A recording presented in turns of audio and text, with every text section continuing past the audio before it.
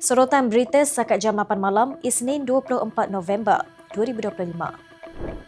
Hujan lebat sejak awal pagi tadi mengakibatkan banjir di beberapa kawasan di Shah Alam dan Kelang. Majlis Bandaraya Shah Alam berkata kawasan terjejas termasuk Taman Desa Kemuning, Kampung Budiman, Kampung Kubu Gajah, Taman Seri Lembayung, Jalan Opera, Persiaran Budiman dan Persiaran Jubli Perak. Sementara Pasar Raya Giant di Seksyen 13 juga terjejas apabila paras air naik sehingga menenggelami jalan di sekitarnya. Tiba masa Kementerian Digital mewajibkan pengesahan umur sebagai langkah melindungi kanak-kanak mendapat akses laman pornografi. Susulan kadar penembusan internet tinggi negara mencapai 97.7%. Ahli Parlimen daripada Pakatan Harapan Bakhtiar Wancik yang menzahirkan kebimbangan kedudukan Malaysia antara yang tertinggi di rantau ini mengakses laman itu, mahu kerajaan mencontohi langkah United Kingdom, Perancis, Jerman dan Australia.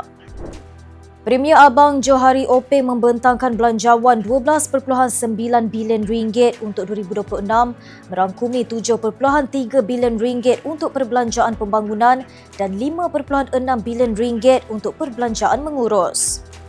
Bertemakan memperkasa rakyat, memajukan kemakmuran, membina masa depan berdaya tahan, belanjawan ini mencerminkan komitmen pentadbirannya untuk mengekalkan pertumbuhan ekonomi, katanya. Pengerusi Gabungan Rakyat Sabah Haji Jinor mempersoalkan kempen Selamatkan Sabah dilaungkan pihak tertentu pada PRN sambil menegaskan fokus sebenar harus tertumpu usaha banteras pendatang asing tanpa izin.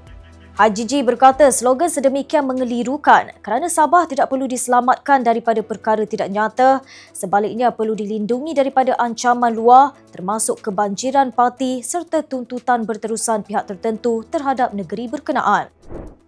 Sekumpulan penduduk kampung Jalan Papan di Kelang menggesa Kerajaan Selangor mendesak pemaju Melati Ehsan Consolidated Sdn Bhd membayar pampasan kepada 29 keluarga selepas rumah mereka dikatakan diroboh secara paksa minggu lalu. Tuntutan penduduk itu terkandung dalam memorandum bantahan yang diserahkan kepada Wakil Kerajaan Selangor dan pembangkang negeri di luar Dewan Undangan Negeri pagi tadi. Demikian sorotan berita untuk malam ini. Untuk maklumat lanjut, layari FMT dan ikuti kami di sini.